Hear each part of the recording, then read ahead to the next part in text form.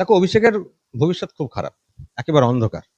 আমি তো এটাও ভাবি কখনো কখনো যদি জেলের বাইরে যদি উনি থাকেন, দেখবেন দেখবে হয়তো উনি পলিটিক্স ছেড়েই দিচ্ছেন। ওই চায়ের দোকানে, শান্তিনিকেতন বিল্ডিং এর সামনে যদি ওখানে থাকার সুযোগ পান ভবিষ্যতে, ওই চায়ের দোকানে বসে আড্ডা মারবেন সন্ধ্যে সকাল। খবরের কাগজ পড়বেন কি জানি না, তখন খবরের কাগজ থাকবে কিনা জানি না। তো ওই করবেন, ওনার ভবিষ্যৎ খুব খারাপ। আর পিসি মনে হচ্ছে খুব তাড়াতাড়ি সন্ন্যাস, মানে রাজনৈতিক সন্ন্যাস নিয়ে নেবেন ফেড আপের জায়গা থেকে। ফলে আর কালীঘাট না, কালীঘাট এই ব্যানার্জি পরিবারটা পলিটিক্সে ক্লোজ চ্যাপ্টার আমি 6 মাসের মধ্যে দেখতে পাচ্ছি। উনিও বুঝে গেছেন হাওয়া খুব খারাপ। এখন ভাইপোকে নিয়ে কি করে, মানে ভাইপোকে কি করে বাঁচাবো, এটার চিন্তায় উনি পড়ে গেছেন। কারণ তাহলে সব মিলিয়ে অগোছালো টিএমসি, এটিএমসি দল কখনো টিকতে পারে না। অভিষেকের ভবিষ্যৎ খুব অন্ধকার। উনি যে একটু বিদেশে পালাবেন তারও দাঁড়ি টেনে দিয়েছে কলকাতা হাইকোর্ট। তো যাবেন কোথায়? লোকে নেই। কালীঘাটের টালিচালার পাঠশালাতে বেশি লোক আসছেন না। আমরাও সব নানান কথা বলছি, ব্যাখ্যা দিচ্ছি। ও কেএমসি নোটিশ আসছে। তো উনি তো মানে ঘরে বাইরে সব দিক দিয়ে তো মাঠে মারা যাওয়ার মতো একটা অবস্থা। ফলে উনি কোথায় যাবেন? দিশেহারা হয়ে যাচ্ছেন। সেজন্য মেজাজ ঠিক রাখতে পারছেন না। প্রশ্ন করলে ওইভাবে উনি রিয়াকশন করছেন। আমার এখন যেটা লক্ষ্য সেটা হচ্ছে যে রাজ্যের আসল পরিবর্তন ঘটানো। একটা পলিটিক্যাল পরিবর্তন হয়েছে। কিন্তু পলিটিক্যাল পরিবর্তনটার প্রয়োজন আছে আসল পরিবর্তনের জন্য। এখন আমার যেটা দরকার যে এই সরকারটাকে যতটা বেশি ইউজ করা যায়। এই সরকারটাকে ইউজ করে, যেহেতু ডাবল ইঞ্জিন সরকার, কেন্দ্রের ব্যাকআপ আছে এবং তাদেরও তাগিদ আছে। 29-এ যেহেতু লোকসভার ভোট আছে, তারাও চাইবে একটু ভালো কাজ করার। তো আমাদের এই সময়ে এই সরকারটাকে ইউজ করে বাংলার যতটা ক্ষত তৈরি হয়েছে সেটাকে পূরণ করা, ভালো করা। মুখ্যমন্ত্রী তো সরকারের প্রধান রয়েছেন। মুখ্যমন্ত্রীর প্রতি আমার খুব আস্থা রয়েছে। মানুষটি খুব প্রাণচঞ্চল, কাজের লোক যাকে বললে বোঝায়। যেমন ধরো, শুভেন্দু অধিকারী সনাতনীদের ভোট নিয়ে সরকারে এসছেন বলে ওনার লোকেরা অনেকে বলে থাকেন। তো তার মানে যা করবেন সনাতনীদের পক্ষে, মুসলিমদের বিরুদ্ধে হওয়ার কথা। কিন্তু আমি দেখলাম ইমাম ভাতা, মোয়াজ্জেম ভাতা বন্ধ করার সাথে সাথে পুরোহিত ভাতাও কিন্তু বন্ধ করেছেন। তার মানে ধর্মীয় বিশ্বাসে উনি বা ওনার সরকার সেটা করতে চাইছে না। দেখো, সরকারের পরিবর্তন ঘটেছে, এটা একটা আলাদা তৃপ্তি। কারণ যে শাসকটা ছিল ওর কাছে কিছু প্রত্যাশা করার মতো ছিল না। তো যখন পরিবর্তন হয়ে গেছে, একদিক দিয়ে আমরা খুশি হয়েছি। এখন আমার আরেকটা টার্গেট আছে, যে দলটার সরকার ছিল সেই দলটার ঝাপ বন্ধ হয়ে যাক। কারণ এরা থাকলেই ক্ষতি। ভবিষ্যতে কখনো এলে যদি আসার কোনো সুযোগ নেই, তবু আমি বলছি খুব ক্ষতি। 80 জন এখন সংখ্যায় লাগছে। পুরসভার ভোটটা হতে দাও না নভেম্বরে। তুই পুরসভার ওয়ার্ডে দেখবো সব ফাঁকা হয়ে গেছে। এমনিতেই 80 জনের মধ্যে সবাই কিন্তু এখন রোল কলে হাজির হচ্ছেন না। কালীঘাটে মাঝে মধ্যে রোল কল হয় দেখছি, হাজির হচ্ছেন না। এদিক সেদিক ঘুরছেন, নানান সব মন্তব্য শুনতে পাচ্ছি। এটা সংখ্যায়। যখন বামেরা চলে গেছিল ক্ষমতা থেকে, তখন বামেদের 40% ভোট ছিল। তার পরের দিকে ধপ ধপ করে তো পড়তে শুরু করে। ক্ষমতায় থাকলে একরকম ভোট হয়, না থাকলে আর এক রকম ভোট হয়। তো এই কুণাল ঘোষ তো লড়াই করছেন যে উনি বিরোধী দলনেতা হবেন নাকি অন্য কেউ। যদি সরকার এসছে মানে চলো কাল থেকে ওদের বিরুদ্ধে বলতে শুরু করে দিই, তাহলে আমার লাভটা কি? আমার কি শুধু কাজ ওই সরকার পাল্টানো, না রাজ্যের আসল পরিবর্তন ঘটানো, রাজ্যের উন্নয়নটা ঘটানো? আমি কি সরকার পাল্টানোর ঠিকা নিয়েছি নাকি? আমি কেন আগেরটাকে পাল্টালাম কেন? কারণ আগেরটার কোনো ভিশন মিশন দেখতে পাচ্ছিলাম না যে একে দিয়ে হবে না। এটা শেষ করে দিচ্ছে। আমাদের ডাবল ইঞ্জিন সরকার অন্তত একবার দরকার আছে। সেজন্য পাল্টেছি। আগের সরকারের আমলে মুসলমানদেরকে 3 জায়গায় বেশি করে দেখতে পাওয়া যায়, 2 জায়গায়। একটা হচ্ছে সরকারি হাসপাতাল, আর একটা হচ্ছে জেল। সরকারি হাসপাতালে দেখবে 90% বেড হচ্ছে মুসলিম ভর্তি পেশেন্ট, আর ডাক্তার খুঁজলে পাবে না, 5% ডাক্তার পাবে না। ওখান থেকে দুটো বিষয় পরিষ্কার। একটা হচ্ছে মানে মুসলিমদের আর্থিক অবস্থা কেমন বেহাল, আর 2 হচ্ছে শিক্ষার হার কতটা পুয়ার। আর জেলে তুমি দেখবে মুসলিম সংখ্যা বেশি, তার মানে অপরাধ জগতে কতটা জড়িয়ে গেছে মুসলিম। এই মুহূর্তে দাঁড়িয়ে সাংবাদিকতায় আপনারা প্রত্যেকেই জানেন, সব থেকে পরিবর্তনকামী যিনি ছিলেন, সব থেকে পরিবর্তনের কথা যিনি বলতেন, তিনি আর কেউ নেই, আমাদের রাজ্যে শফিকুল ইসলাম। তার উপর যে অত্যাচার হয়েছিল, শুধু তিনি ব্যক্তিগতভাবে নিয়েছিলেন তাই নয়, তিনি বাংলাটা বাঁচানোর জন্য বলেছিলেন বারবার করে। তিনি নিজে অনেক পদক্ষেপও নিয়েছিলেন, বাংলাটা বাঁচানোর চেষ্টা করেছিলেন। আর একটা বিষয় হচ্ছে, বিধানসভার টিকিটের জন্য নয়, রাজ্যসভার টিকিটের জন্য নয়। কারণ কেন, আপনারা বুঝেই গেছেন। শফিকুল ইসলামের এত ইউটিউবার টিকিট পেল, শফিকুল ইসলাম পেতে পারতেন, কিন্তু শফিকুল ইসলাম মানুষের জন্য তিনি বলেছেন আমি পরিবর্তন চাই, এই রাজ্যের ভালো চাই, এই রাজ্যটাকে বাঁচাতে চাই। কিন্তু এখন তো পরিবর্তন হয়ে গেছে, তার কাজটা কি? এখন তিনি কি কাজ করবেন? অনেকেই বলেছেন কোটি কোটি টাকা নিয়ে খবর করে, কোটি কোটি টাকা, দালাল, অনেক কিছু বলেছেন। এখন হয়তো বুঝে গেছেন দালাল হলে বিধানসভার টিকিটটা নিশ্চয়ই আগে তিনি নিতে ছুটে যেতেন। চাইতেন, তাকে চাইতে হতো না, তিনি পেয়েই যেতেন হয়তো। কথা বলবো শফিকুল ইসলামের সঙ্গে। বলছি দাদা, একদম অনেকেই বলেছিল দালাল, কোটি কোটি টাকা, পরিবর্তন পরিবর্তন। বিজেপির দালাল শুনে তো অভ্যস্ত, এখন যদি বলা হয় বিজেপির দালাল, আর গায়ে লাগবে?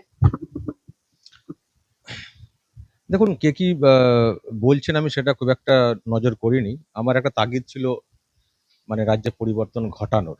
তো আমি সেই মতো একটা জনমত তৈরি করার চেষ্টা করছিলাম।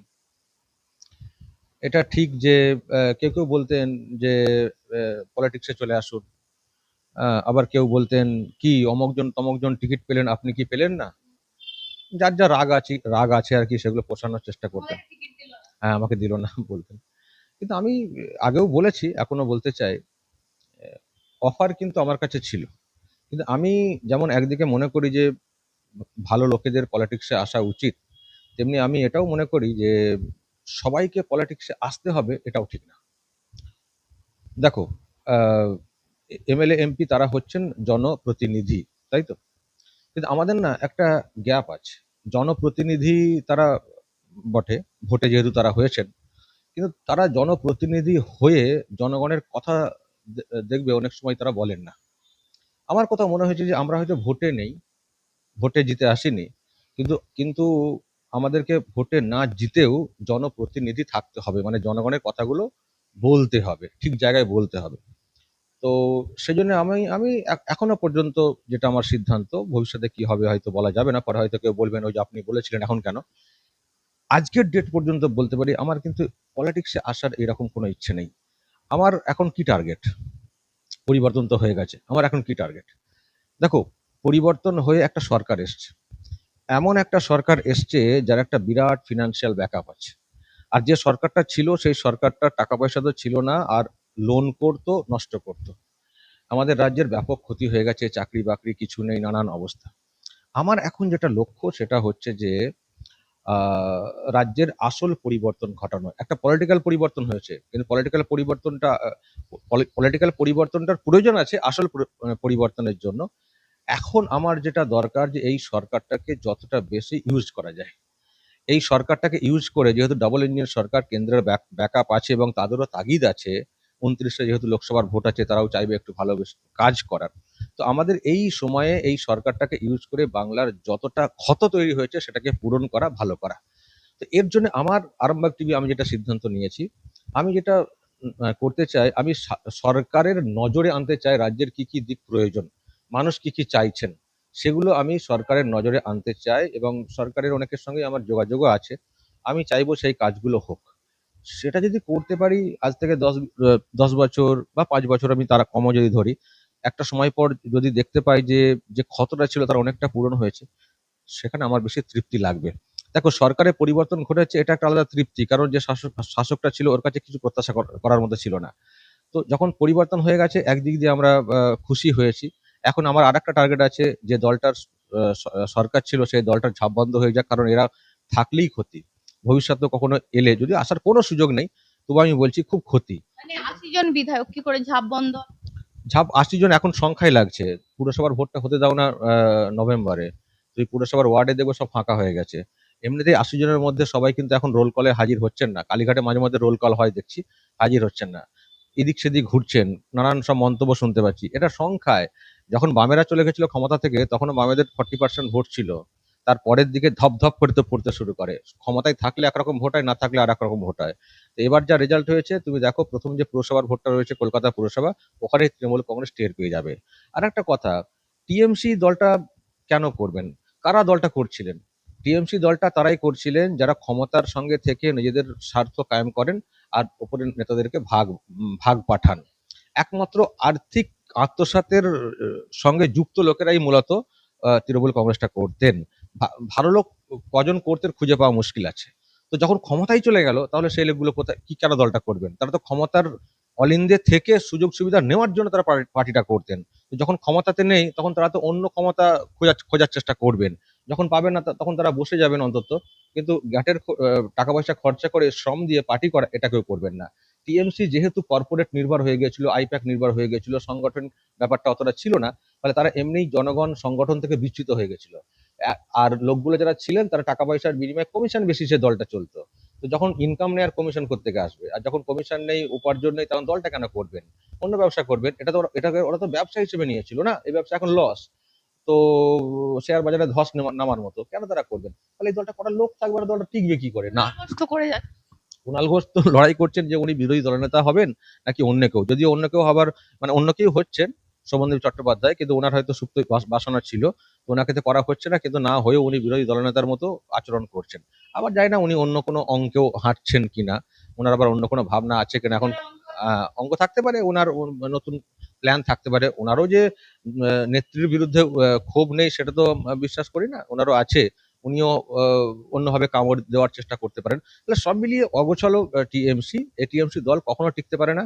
অভিষেকের ভবিষ্যৎ খুব অন্ধকার। অভিষেকের মেজাজ, মেজাজ তো খুবই হারিয়ে ফেলছেন, কারণ এটা যখন ভবিষ্যৎ অন্ধকার হয় না তখন মানুষের মেজাজ ঠিক থাকে না। রাজার মতো মেজাজ। রাজার মতো মেজাজ ওটা ফালতু কথা। রাজার মতো মেজাজ হলে রাজারা অন্তত এটুকু বোঝার চেষ্টা করবেন আমার রাজপাট আছে কিনা। রাজপাট নেই মেজাজ না, ওটা হচ্ছে আমি যেটা মনে করি মেজাজ হারানো, ভবিষ্যৎ যেহেতু অন্ধকার সেই জন্য এরকম মেজাজ হারিয়ে ফেলছেন। নাহলে এরকম কেউ বিহেভ করেন তিনি জানেন না যে এরকম এরকম বিহেভ করলে কি রিয়াকশন হতে পারে। ওনার তো সব দিক অন্ধকার হয়ে আসছে না, দরজা বন্ধ হয়ে যাচ্ছে। উনি যে একটু বিদেশে পালাবেন তারও দাঁড়ি টেনে দিয়েছে কলকাতা হাইকোর্ট। তো যাবেন কোথায়? লোকে নেই, কালীঘাটের টালিচালার পাঠশালাতে বেশি লোক আসছেন না। আমরাও সব নানান কথা বলছি, ব্যাখ্যা দিচ্ছি। ও কেএমসি নোটিশ আসছে। তো উনি তো মানে ঘরে বাইরে সব দিক দিয়ে তো মাঠে মারা যাওয়ার মতো একটা অবস্থা। তাহলে উনি কোথায় যাবেন? দিশেহারা হয়ে যাচ্ছেন। সেজন্য মেজাজ ঠিক রাখতে পারছেন না। প্রশ্ন করলে ওইভাবে উনি রিঅ্যাকশন করছেন। মাঠে এখনো নামলো না, বিধানসভার গেটে দেখলাম, কিন্তু মাঠে এখনো টিএমসি নামার সাহস করতে পারলো না। অভিষেক তো কোনোদিন মাঠে নামেন না তো। উনি তো সিকিউরিটি নিয়ে যান ২০০০ নিয়ে গিয়ে কোনো একটা মঞ্চে ওঠান, চলে আসেন। মাঠে নেমে যে এটা তো উনি করেন না তো। উনার টাইট সিকিউরিটি। এখন মমতা বন্দ্যোপাধ্যায় আগে নামতেন। কিন্তু এখন উনিও খানিকটা হতাশ হয়ে পড়েছেন যে নামবো, আবার চোর, চোর বলে যদি লোকজন ডাকেন। কলকাতা হাইকোর্টে গেছি, সেখানে চোর, চোর, আবার এখানে ডাকলে চোর, চোরের স্লোগানের ভয় এখন বিরাট গ্রাস করেছে। আর আমার মনে হয় উনিও খানিকটা হতাশ হয়ে পড়ছেন যে এরকম হয়ে গেল, আর কি করে দাঁড়ানো যাবে। ফলে উনিও আমার মনে হয় না উনি আর খুব বেশি দিন পলিটিক্স করবেন। প্রধানমন্ত্রী হওয়ার স্বপ্ন দেখছেন ২৯-এ, কুণাল ঘোষ বলছেন। আমার মনে হয় না আর আদৌ উনি দেখছেন বলে। আগে হয়তো দেখার কথা বলতেন, তাও সত্যিকার দেখতেন কিনা সন্দেহ আছে। এখন আর উনি বলবেন, আর ওই সেই কথাগুলো বলবেন কিনা জানি না, লোকসভা পর্যন্ত বলতেও পারেন। কিন্তু আর কোনো চান্সই নেই। আমার মনে হয় উনিও খুব ফেড আপ। উনাকেও দেখছেন কোথাও, দেখছো তুমি কোথাও বেরিয়ে কিছু বলছেন, মুখটা কেমন কদিনে যেন দেখবে, কদিনে কেমন একটা শুকিয়ে কাঠ টাইপের হয়ে গেছেন।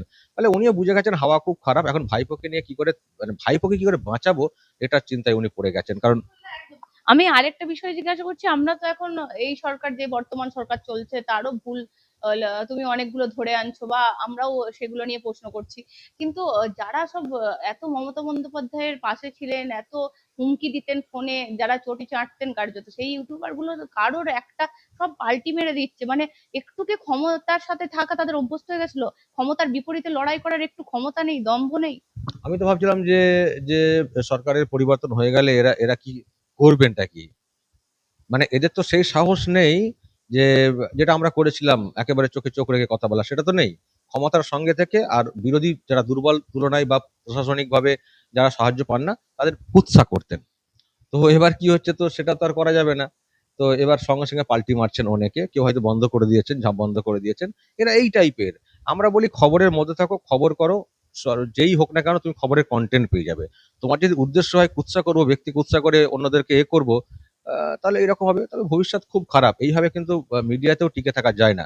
দেখো আরামবাগ টিভি শফিকুল ইসলাম ২১ বছর বয়স থেকে মিডিয়াতে আছে নন স্টপ। কোনো দিকে এখন আমি কোনোদিন ঝুঁকিনি। আজকে আমার এতটা বয়স হয়ে গেল। তো আমরা খবরের মধ্যে থাকি। আমাদের স্কুলিংটাও ঠিকঠাক জায়গাতে হয়েছিল। সুতরাং আমরা আমাদের জায়গায় আমাদের আমাদের নীতি ঠিক আছে। আমরা একটা লক্ষ্যকে নিয়ে এগোচ্ছি। লক্ষ্য ছিল প্রথম পলিটিক্যাল পরিবর্তন, এখন লক্ষ্য হচ্ছে রাজ্যের আসল পরিবর্তন, উন্নয়ন করা এবং এই সরকারটাকে যতটা পারা যায় কাজে লাগানো। যতটা পারা যায় কাজে লাগানো। মুখ্যমন্ত্রীকে কিভাবে কাজে লাগাবে? মুখ্যমন্ত্রী তো সরকারের প্রধান রয়েছেন। মুখ্যমন্ত্রীর প্রতি আমার খুব আস্থা রয়েছে। মানুষটি খুব প্রাণচঞ্চল, কাজের লোক যাকে বললে বোঝায়। তো মানুষের মধ্যে সততা আছে, জেদ আছে। আর প্রাক্তন যে সরকারটা সেই সরকারেরও যা করে গেছে সেগুলো হিসেব নেওয়ার একটা জেদ আছে। আর রাজ্যটা নতুন করে ভালো করারও চেষ্টা আছে। এই মানুষটির জন্য আমার না কোথাও একটা ভরসার জায়গা আছে এবং দিনরাত কাজ করেন। দেখবে তুমি রাত ১২টার সময় হোয়াটসঅ্যাপ খোলা, দিনরাত কাজ করেন। আর বাংলাটাকে হাতের তালুর মতো করে চেনেন তো। তো ভরসা আছে, ফিনান্সিয়াল ব্যাকআপটা ওখান থেকে আছে সেন্টার থেকে। ফলে উনি কাজটা করবেন, করার সুযোগটা আছে। সেজন্যই আমি এতটা আশাবাদী যে সরকার এসছে মানেই চলো কাল থেকে ওদের বিরুদ্ধে বলতে শুরু করে দিই। তাহলে আমার লাভটা কি? আমার কি শুধু কাজ ওই সরকার পাল্টানো? না রাজ্যের আসল পরিবর্তন ঘটানো, রাজ্যের উন্নয়নটা ঘটানো? আমি কি সরকার পাল্টানোর ঠিকা নিয়েছি নাকি? আমি কেন আগেরটাকে পাল্টালাম কেন? কারণ আগেরটার কোনো ভিশন মিশন দেখতে পাচ্ছিলাম না যে একে দিয়ে হবে না। এটা শেষ করে দিচ্ছে। আর আমাদের ডাবল ইঞ্জিন সরকার অন্তত একবার দরকার আছে। সেজন্য পাল্টেছি। তো পাল্টেছি কি জন্য পাল্টেছি? ওই মানে আমার কাজে কি ওটাই থাকবে? আবার পাল্টাও। আমরা বলছি যে সরকার এমন একটা আসুক যাতে আমাদের রাজ্যের উন্নতি হয়।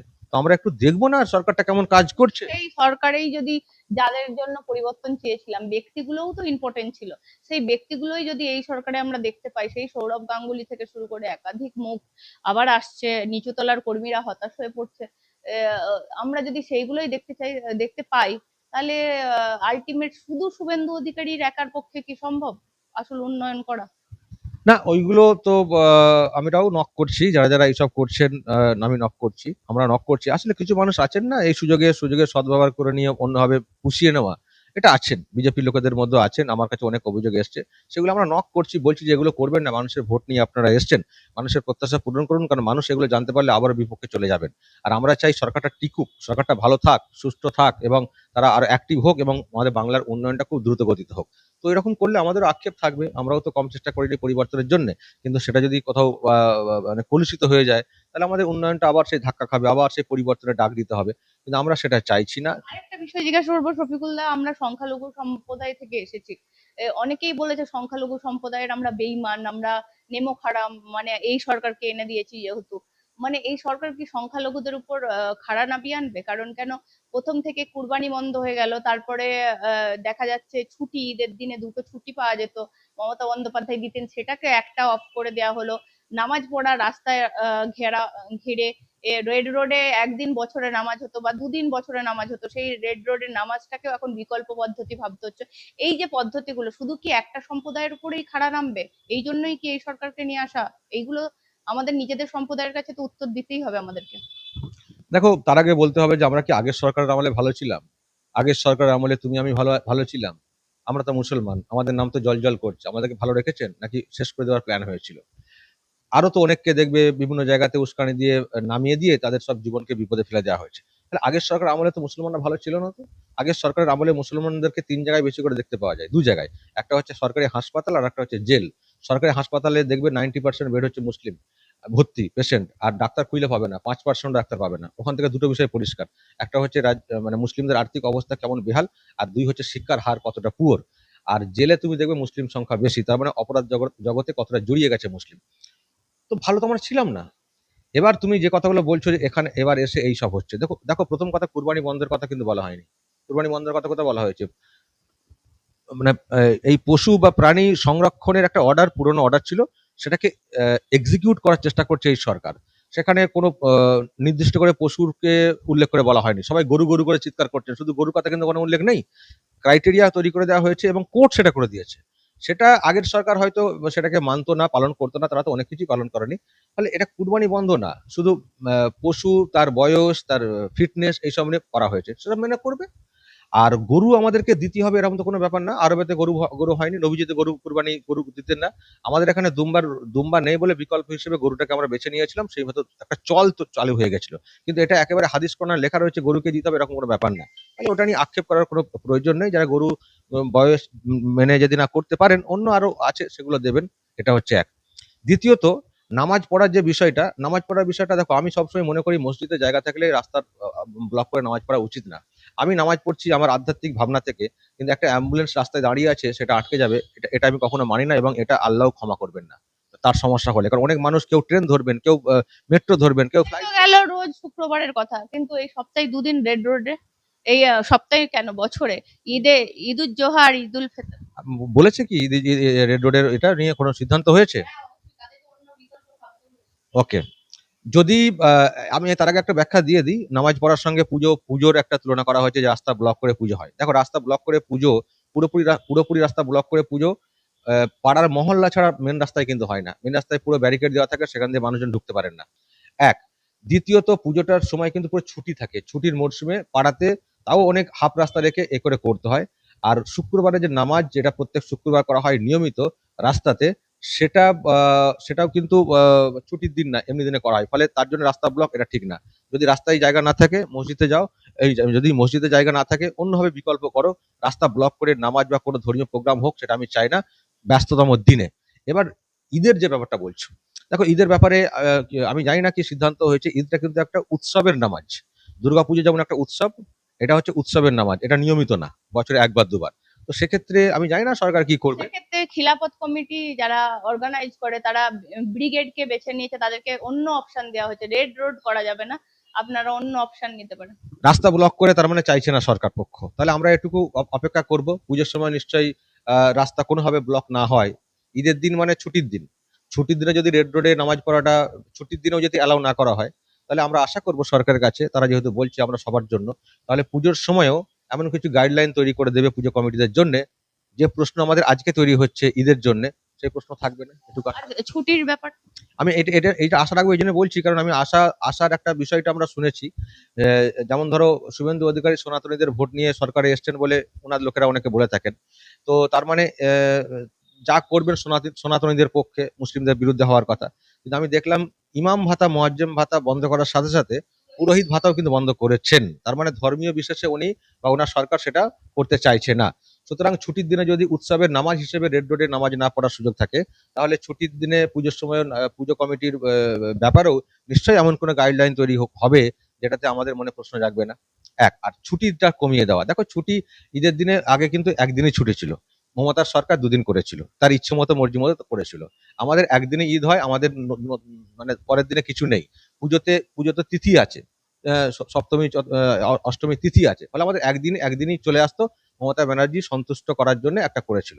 কিন্তু আমি শুধু ঈদ না, যত অতিরিক্ত ছুটি আগের সরকার অ্যালাউ করেছে সব বাতিল করা হোক। পুজোতে একটা লম্বা ছুটি দিয়ে দেওয়া হয়েছিল, অনেক আমি দেখেছি পুজোর একদিন জায়গায় দুদিন ছুটি অন্য অন্য পুজোগুলোতে দিয়ে দেওয়া হয়েছিল। ছট পুজোতে দুদিন ছুটি। আমি চাই অতিরিক্ত সব ছুটি বাতিল করা হোক, যেমন ঈদের ছুটি বাতিল করা হয়েছে। আর সবাই কাজ করুন, খেটে খান। আমি হচ্ছে খেটে খাওয়ার পক্ষে।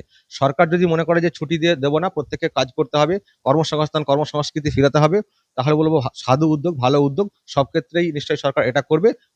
প্রত্যেকের কাছে একটাই বার্তা, খেটে খাও। একদম। শফিকুল দা, আর একটা বিষয় হচ্ছে মমতা বন্দ্যোপাধ্যায়, অভিষেক বন্দ্যোপাধ্যায়ের ভবিষ্যৎ কি? মাথাকে ধরো, মাথা দুটো কি জেলে যাবে? দেখো অভিষেকের ভবিষ্যৎ খুব খারাপ, একেবারে অন্ধকার। আমি বলছি যা দুর্নীতির বিষয়গুলো আছে, সম্পত্তি বাজেয়াপ্ত হয়েছে, তারপরে নিজের বাড়ি নিয়ে নোটিশ পাঠানো হচ্ছে, এক তো দুর্নীতির দিকটা, ওদিকে পলিটিক্যাল রাস্তা বন্ধ, খুব খারাপ অবস্থা। এখন দুর্নীতির ব্যাপার থেকে উনি কি করে বাঁচবেন? আগে তো অনেক প্রভাব খাটাতেন, তো এখন তো সেই সুযোগটা নেই। আর কপিল সিব্বলদের ফিস দিয়ে কতদিন উনি চালাবেন সেটাও একটা ব্যাপার আছে, সম্পত্তি যেহেতু বাজেয়াপ্ত হয়েছে, ফলে ওনার ভবিষ্যৎ কিন্তু খুব খারাপ, খুব খারাপ। আমি তো এটাও ভাবি কখনো কখনো যদি জেলের বাইরে যদি উনি থাকেন, দেখবে হয়তো উনি পলিটিক্স ছেড়েই দিচ্ছেন। ওই চায়ের দোকানে, শান্তিনিকেতন বিল্ডিং এর সামনে যদি ওখানে থাকার সুযোগ পান ভবিষ্যতে, ওই চায়ের দোকানে বসে আড্ডা মারবেন সন্ধ্যে সকাল, খবরের কাগজ পড়বেন কি জানি না, তখন খবরের কাগজ থাকবে কিনা জানি না, তো ওই করবেন। ওনার ভবিষ্যৎ খুব খারাপ।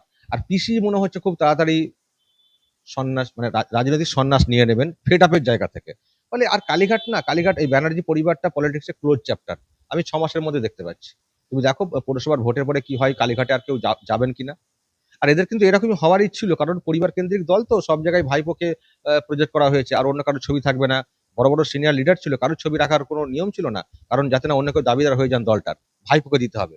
এখন যখন ওনারা বিপদে পড়েছেন, দেখো তুমি তৃণমূল কংগ্রেসে ওনারাও পাত্তা দিচ্ছেন না, যাচ্ছেন না, যাও তোমার খেলা সামলাও। ফলে ওনারাও খানিকটা একঘরে হয়ে পড়েছেন, একা হয়ে পড়েছেন। তো এদের ভবিষ্যৎ খুবই অন্ধকার। মমতা ব্যানার্জিরও জেলে যাওয়া উচিত, জানি না ওনারটা কি হবে, অভিষেকেরও জেলে যাওয়াটা উচিত। আমি মনে করি এদের জেল যাত্রাটা নর্মাল, না যাওয়াটা অ্যাবনর্মাল। দেখা যাক কি হয়।